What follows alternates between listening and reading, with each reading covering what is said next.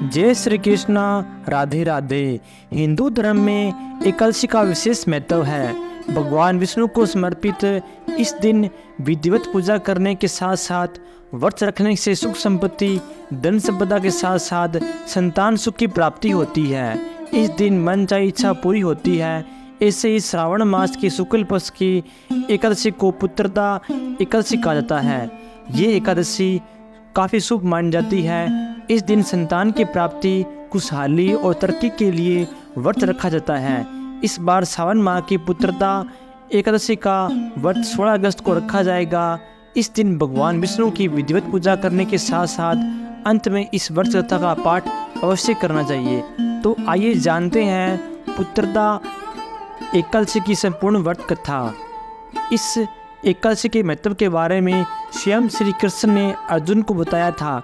अर्जुन ने एकादशी के महत्व के बारे में सुनते ही श्री कृष्ण से पूछा, हे प्रभु, मुझे इस आप श्रावण माह की शुक्ल पक्ष की एकादशी कथा सुनाने की कृपा करें।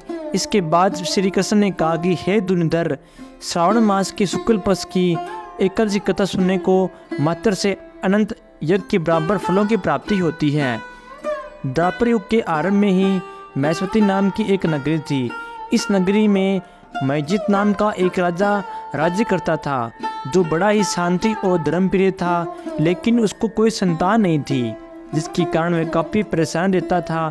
अपनी वृद्धावस्था आती तो देख राजा ने प्रजा की प्रतिनिधियों के बारे में बुलाया और उन्होंने कहा कि हे प्रजनों, मेरे खजाने में किसी प्रकार का अन्याय या पाप के द्वारा एकत्रित किया हुआ धन नहीं है, न ही मैंने कभी देवी देवताओं को और ब्राह्मणों को धन छीना है।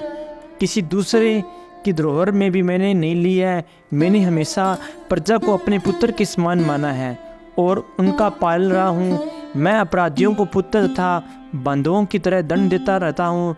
कभी किसी से घृणा नहीं की है, सबको समान माना है, सज्जनों की सदा पूजा करता हूँ। इस प्रकार धर्मयुक्त राज्य के करते हुए मेरे पुत्र नहीं हैं, सो मैं अत्यंत दुखी पा रहा हूँ। इसका कारण क्या है? राजा मैजित की इस बात को विचारने के लिए मंत्री तथा प्रजा के प्रतिनिधि वन को गए।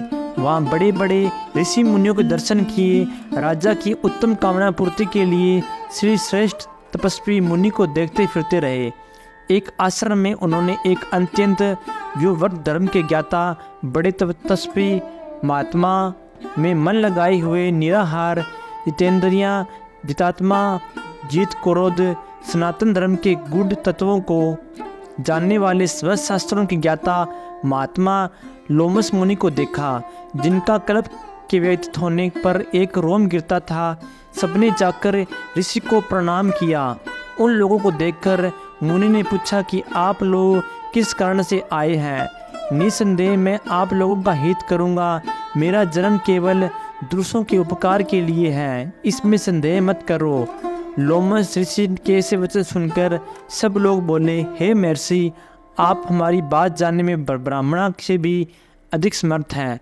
अंततः आप हमारे इस संदेह को दूर कीजिए। मैस्मती पुरी का धर्मात्मा राजा, मैं जित प्रजा का पुत्र के समान पालना करता हूँ, फिर भी वह पुत्रहीन होने के कारण दुखी है।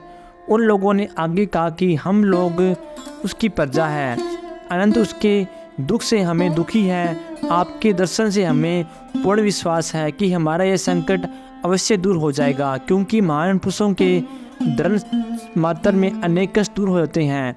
अब आप कृपा करके राजा के पुत्र होने का उपाय बतलाइए।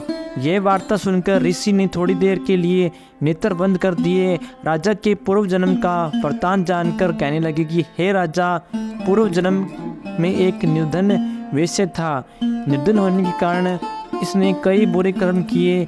यह एक गांव से दूसरे गांव व्यापार करने जाया करता था। एक समय ज्येष्ठ मास के शुक्ल पक्ष की बारिश के दिन मध्याह्न के समय जबकि वह दोनों दिन से भूखा प्यासा था, एक जलाशय में जल पीने गया। उसी स्थान पर एक तत्काल की ब्याही हुई प्यासी गौ जल पी रही थी। राजा ने उसे प्यासी गाय को जल पीते हुए हटा दिया और स्वयं जल पीने लगा। इसलिए राजा को यह दुख सहना पड़ा। एकादशी के दिन भूखा रहने से राजा हुआ और प्यासी गौ को जल पीते हुए हटाने के कारण पुत्र वियोग का दुख सहना पड़ रहा है। ऐसा सुनकर सब लोग कहने लगे, हे ऋषि, शास्त्रों में पापों के प्रायश्चित भी लिखा है, अंततः जिस प्रकार राजा का यह पाप नष्ट हो जाएगा, कोई ऐसा उपाय बताइए। लोमस मुनि ने कहने लगा कि श्रावण शुक्ल पक्ष की 11 को, जिसे पुत्रदा 11 भी कहते हैं, तुम लोग व्रत करो और रात्रि को जागरण करो, इस राजा का पूर्व जन्म का पाप अवश्य नष्ट हो जाएगा, साथ ही राजा को पुत्र की अवश्य प्राप्ति होगी। लोमस ऋषि ने ऐसे वचन सुनकर मुनियों को, स्त्रियों को, मंत्रियों को, सारी प्रजा नगर को वापस लौटाई। जब श्रावण शुक्ल पक्ष की एकादशी आई तो ऋषियों की आज्ञा अनुसार सबने पुत्रदा 11 का व्रत रखा और रात्रि को जागरण किया। इसके पश्चात बारिश के दिन इसके पुण्य का फल राजा को दिया गया। इस पुण्य के प्रारंभ से रानी ने गर्भ का धारण किया। प्रसव काल के समाप्त होने पर एक बड़ा तेजस्वी पुत्र उत्पन्न हुआ। इसलिए हे राजन, इस श्रावण शुक्ल 11 का नाम पुत्रदा पड़ा है। अनंता संतान सुख की इच्छा हासिल करने वाले इस व्रत को अवश्य करें। इसके मातम्य को सुनने से मनुष्य सब पाप नष्ट हो जाते हैं।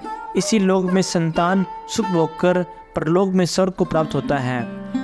तो आज की वीडियो में इतना ही।